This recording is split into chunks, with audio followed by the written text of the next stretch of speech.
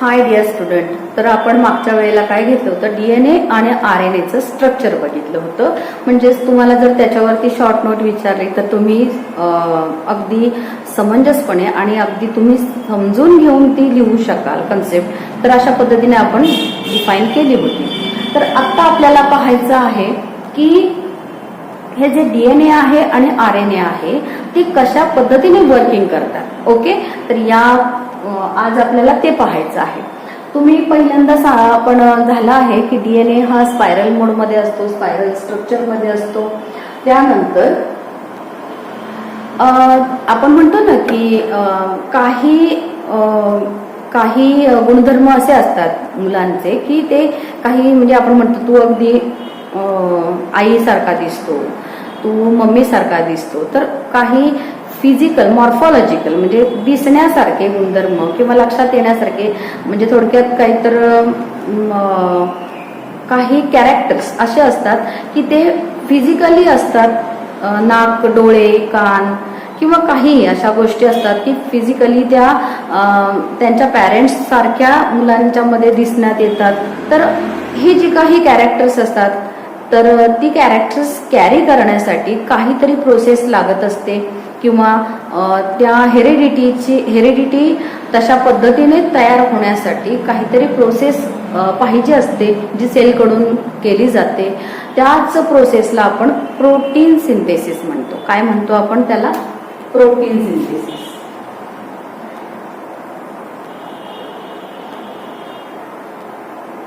Protein synthesis आपण म्हणतो. तर ही प्रोटीन सिंथेसिस काय म्हणजे त्याच्यामुळे काय होतं, तर प्रोटीन सिंथेसिसमुळे अमिनो ऍसिड्स प्रोव्हाइड केले जातात आणि प्रोटीन सिंथेसिस ही क्रिया झाल्याशिवाय अमिनो ऍसिड्स तयार होत नाहीत. तर अमिनो ऍसिड्स प्रोव्हाइड होण्यासाठी प्रोटीन सिंथेसिस ही क्रिया घडून यावी लागते. प्रोटीन सिंथेसिस घडून येण्यासाठी आपल्याला 3 स्टेजमध्ये जावं लागतं, बरोबर ना? 3 स्टेप्स.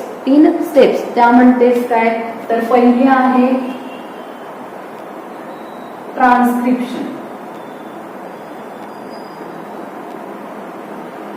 दुसरी आहे ट्रान्सलेशन आणि तिसरी आहे ट्रान्सलोकेशन.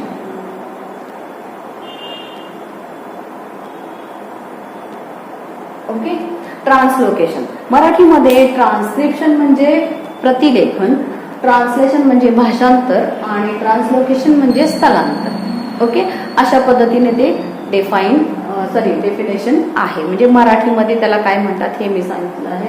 मराठी मीडियमच्या मुलांना जर समजून घ्यायचं असेल तर आपल्याला याच्यामध्ये बघा, नीट लक्षात ठेवा, ही प्रोटीन सिंथेसिस ची प्रोसेस तयार होण्यासाठी ह्या 3 स्टेप्स मधून जावं लागतं. पहिली जी होते ट्रान्सक्रिप्शन, ही जी प्रोसेस होते ती कुठे होते? न्यूक्लियस मध्ये होते. म्हणजेच पेशीच्या केंद्रकामध्ये होते, न्यूक्लियस मध्ये होते. आणि बाकीच्या ज्या 2 प्रोसेस होतात या कुठे होतात? ट्रान्सलेशन आणि ट्रान्सलोकेशन. ह्या 2 प्रोसेस होतात त्या कुठे होतात? पेशीच्या पेशी द्रव्यांमध्ये, बरोबर ना? म्हणजेच सायटोप्लाझ्मामध्ये होतात, इथे होतात या 2 प्रोसेस. फक्त एक प्रोसेस न्यूक्लियस मध्ये होते. आता आपल्याला पहिल्यांदा घ्यायचं आहे त्याच्या म्हणजे हा 3 प्रोसेस समजून घ्यायच्या अगोदर आपल्याला काहीसं थोडंसं डीएनएच्या स्ट्रक्चरकडे परत जावं लागेल. डीएनए स्पायरल मोडमध्ये असतो. आता तो कुठे असतो? डीएनए नेहमी पेशीच्या केंद्रकात म्हणजे न्यूक्लियस मध्ये असतो.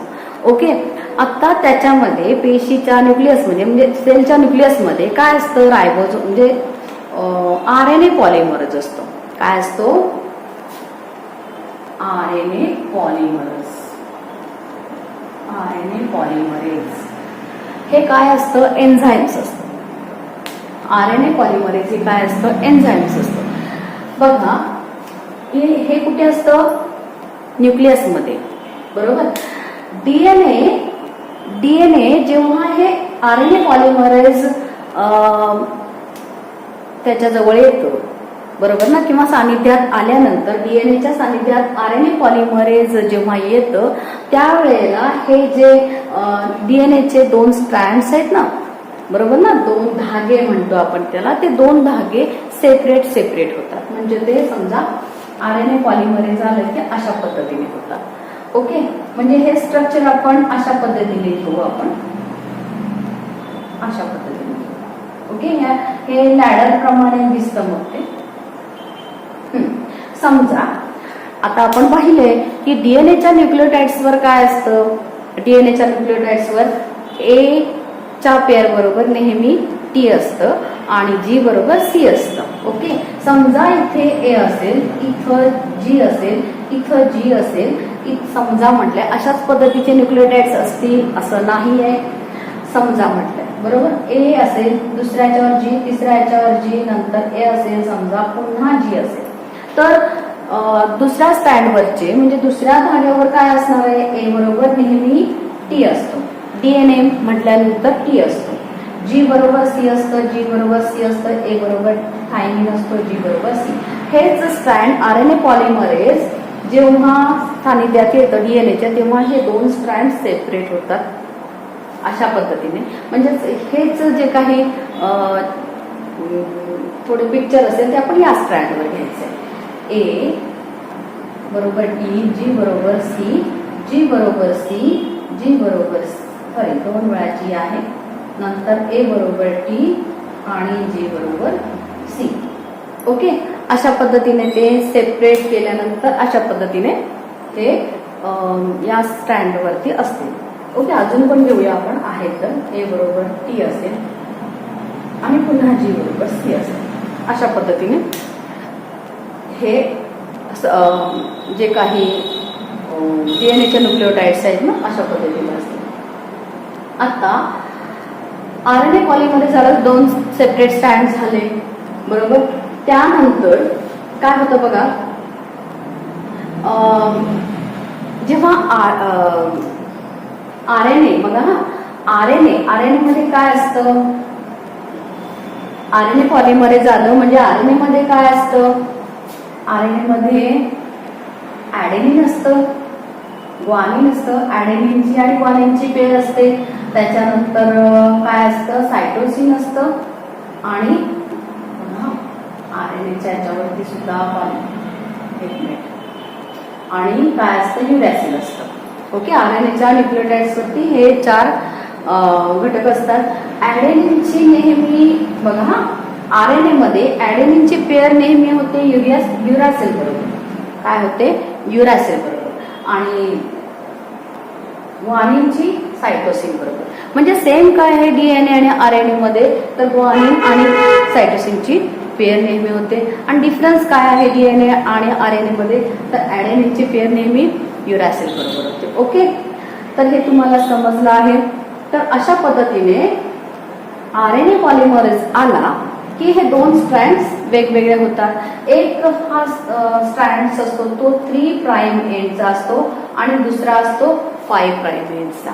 ओके, हे जे RNA वरचे न्यूक्लियोटाइड्स हे जे आहेत ते याच्यावरती सप्लिमेंटरी पेअर मध्ये येऊन याच्यामध्ये काय होतात, पूरक अशी जोडी याला येऊन मिळते. म्हणजे हा स्ट्रँड्स दुसरा जो आहे तो आपण जरा वेगळा काढूया.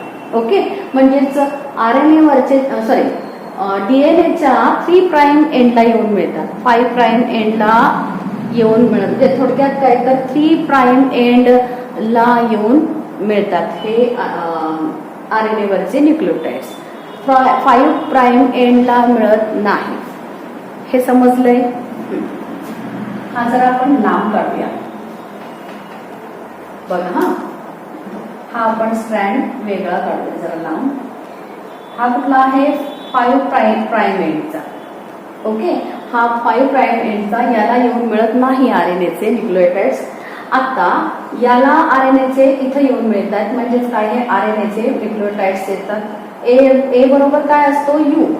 ओके, जी बरोबर सी, जी बरोबर सी, ए बरोबर यू, जी बरोबर सी, ए बरोबर यू आणि जी बरोबर सी. हा जो हे जे काही स्ट्रक्चर मिळतं बघा, हे जे काही स्ट्रक्चर मिळतं RNA पॉलिमरेज आल्यानंतर हे RNAचे न्यूक्लियोटाइड्स याला येऊन मिळतात डीएनएला आणि ती पूरक अशी जोडी तयार होते अशा पद्धतीने जे नवीन काहीतरी स्ट्रक्चर तयार होतं, हे जे स्ट्रक्चर तयार होतं ना, ह्यालाच काय म्हणतो आपण, mRNA. काय म्हणतो ह्याला आपण, mRNA. म्हणजेच मॅसेंजर आरएनए. काय म्हणतात त्याला, मॅसेंजर आरएनए. ओके. तर आपण ट्रान्सक्रिप्शन ची पहिली स्टेप्स आहे, म्हणजे ही जी पहिली स्टेप्स आहे, प्रोटीन सिंथेसिस तयार व्हावे लागतात. कशासाठी, तर काही जे हेरिडिटीचे जे काही प्रोसेस तयार होते किंवा जी काही हेरिडिटी होण्यासाठी प्रोटीन सिंथेसिस होणं गरजेचं असतं. त्याच्यातली पहिली आहे जी प्रोसेस ती ट्रान्सक्रिप्शन. mRNA तयार झाला, इथपर्यंत आपली ही ट्रान्सक्रिप्शन प्रोसेस संपलेली आहे. ओके. त्याच्या नंतर पुढे काय होतं ते आपल्याला पाहायचं आहे. हा बघा mRNA, बघा हा अशा पद्धतीने समजा एक mRNA तयार झालेला आहे आता. ओके. mRNA तयार झालेलं आहे, त्याच्यावरचं स्ट्रक्चर आपल्याला mRNA वरचं स्ट्रक्चर पाहायचं आहे. हे असं होतं काहीच,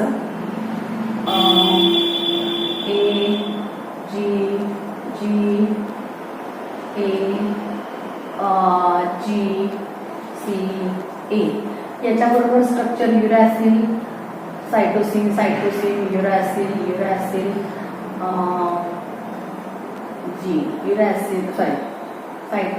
सायटोसिन आणि युरॅसिल. म्हणजे हे स्ट्रक्चर कसं होतं, हे अशा पद्धतीने समजा होतं.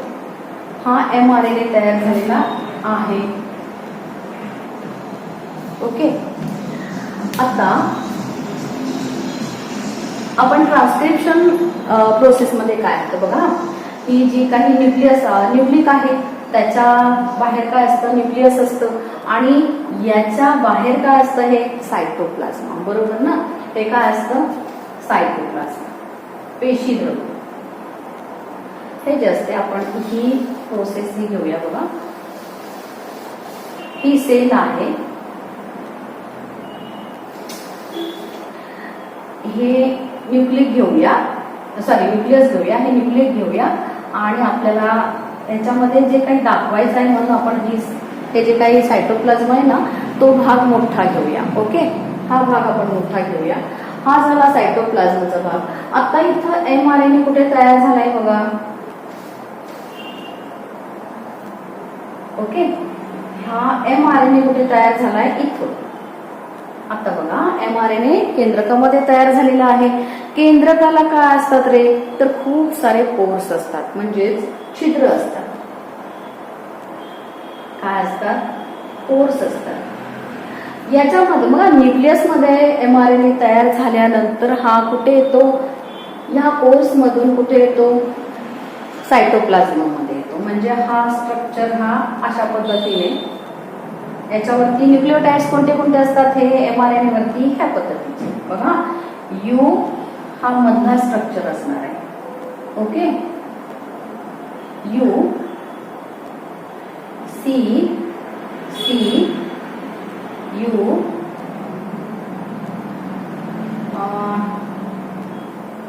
U, दोन वेळा U, C, U, C, U. या पद्धतीने असे हे न्यूक्लियोटाइड्स असतील. हा mRNA आहे, हा कुठं आला आहे, सायटोप्लाझ्मा मध्ये आलेला आहे, आणि त्याच्यावरती स्ट्रक्चर हे अशा पद्धतीने असतील. बरोबर. इथपर्यंत ट्रान्सलेशन ही प्रोसेस कंप्लीट झालेली आहे. बघा नीट बघा, प्रोटीन सिंथेसिस कुठे घडतं, नेहमी इथं घडतं. प्रोटीन सिंथेसिस, बरोबर. प्रोटीन सिंथेसिस हे नेहमी इथं घडतं, म्हणजे सायटोप्लाझ्मा मध्ये घडतं.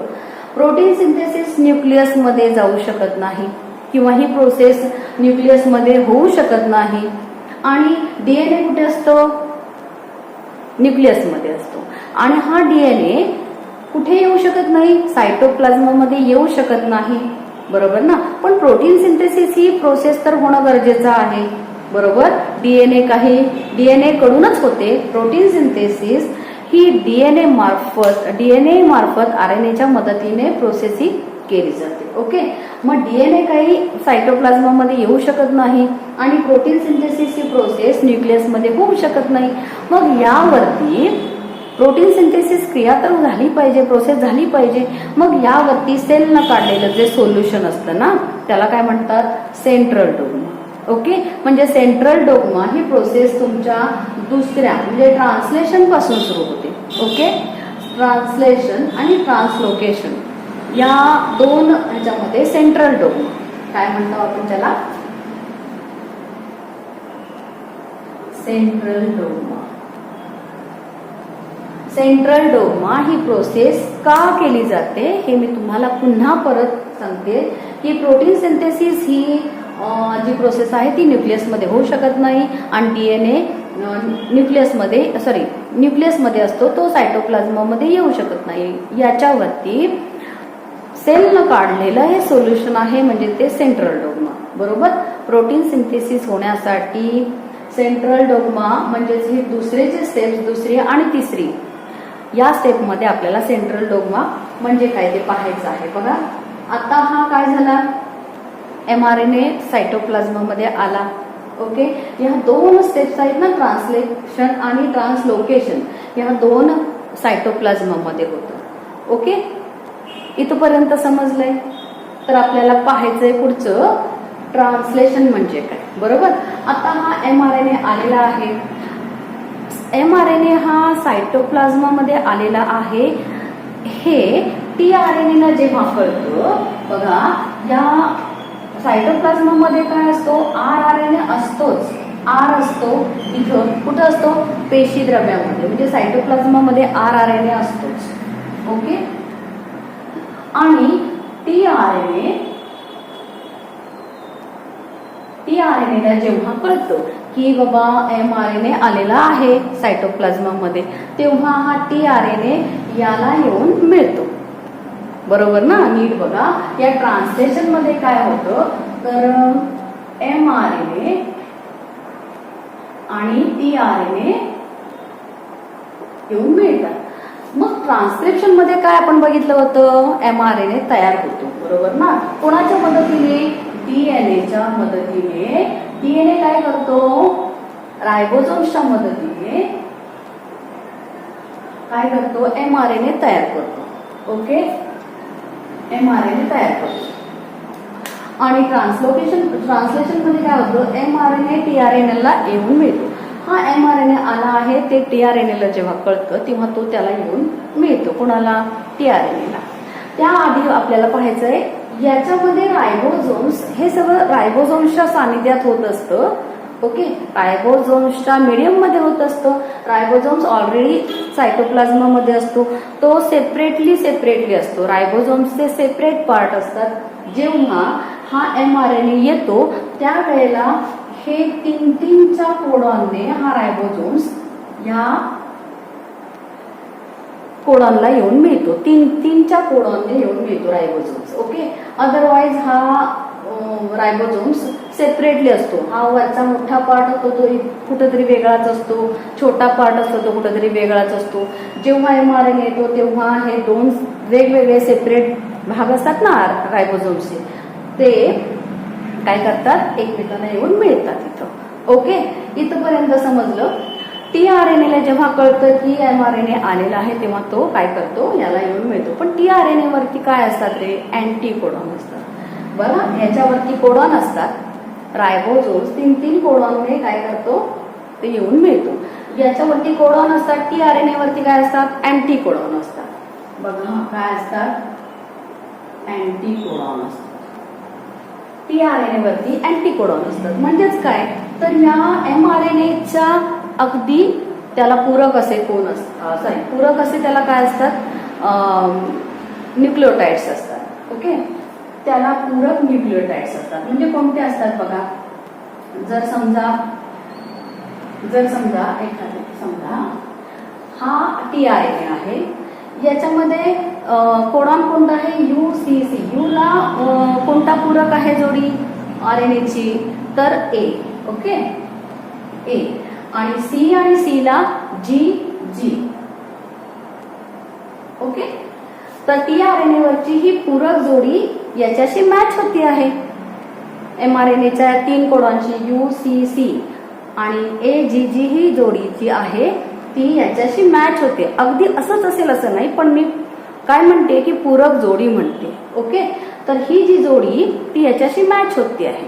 ओके, तर हा जो टीआरएनए काय घेऊन आलेला असतो? खूप सारे अमिनो ऍसिड घेऊन आलेला असतो. खूप सारे अमिनो ऍसिड घेऊन आलेला असतो की जे पुढे प्रोसेसमध्ये उपयोगी होतात.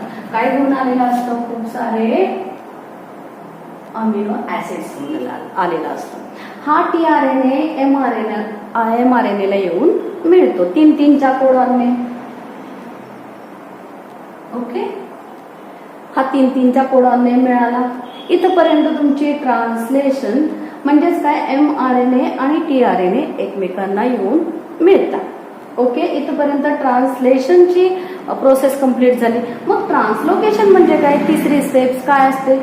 ही प्रोसेस सायटोप्लाझ्मामध्येच होते. सोपं आहे त्याच्या पुढे की हे रायबोझोम्स तर असतात, तर रायबोझोम्स काय करतात, हे एमआरएनए वरचे कोडॉन आणि टीआरएनए वरचे अँटीकोडॉन यांना घेऊन 3-3च्या ग्रुपने, म्हणजेच हे 3 ग्रुप 3-3चा म्हणजे हा झाला की याच्या पुढचे 3, म्हणजे हा जो आहे, हा जो पुढचा आहे त्याच्याशी UUC याच्याशी पूरक जोडी कोणती असेल, म्हणजे सप्लिमेंट ज्याला पूरक जोडी असं आपण म्हणतो, ती कुठली असणार आहे? सप्लिमेंटरी. तर यू म्हणजे युरासिल असतो, त्याला ए, आणि पुन्हा यू आहे म्हणजे त्याला ए असणार आहे. सी आहे त्याला जी असणार आहे, म्हणजे जी कोणती असणार आहे पुढच्या ह्याला? जी, सॉरी, ए जी ही जोडी. हा जो आहे पुढचा कोडॉन, अँटीकोडॉन, तो याला येऊन मिळणार आहे. ओके, म्हणजे अशा पद्धतीने हा रायबोझोम्स पुढे सरकत राहतो. ओके, हा येऊन याला मिळणार आहे. पण लास्ट आपल्याला आहे ट्रान्सलोकेशन म्हणजेच काय, तर ही झाले अमिनो ऍसिड्स आलेला आहे, टीआरएनएचं काम झालेलं आहे, जे सप्लिमेंटरी आहे तो काय करतोय, आरएनए. रायबोझोम्स 3-3च्या ग्रुपने अँटीकोडॉन आणि कोडॉनला घेऊन पुढे सरकत राहतो. जी काय आहे ना पुढची स्टेप बघा, त्याला म्हणायचं ट्रान्सलोकेशन. म्हणजे 3-3च्या ग्रुपने रायबोझोम्स पुढे सरकत राहतो, त्याला म्हणायचं ट्रान्सलोकेशन. इथपर्यंत सेंट्रल डोग्माच्या 2 ज्या स्टेप्स आहेत आणि प्रोटीन सिंथेसिसची प्रोसेस आहे ती कंप्लीट होते. पण याच्यामध्ये अजून एक येतं की जर काही चुकीचं समजा याच्यामध्ये जोडी लागली, समजा इथं बघा ही झाली प्रोटीन सिंथेसिसची प्रोसेस, पण इथं चुकीची जोडी लागली, समजा आपल्याला म्युटेशन बघायचं आहे. म्युटेशन म्हणजेच काय, तर इथं समजा AAG, समजा UCC ला AGG लागणार आहे. ओके, मग UCC ला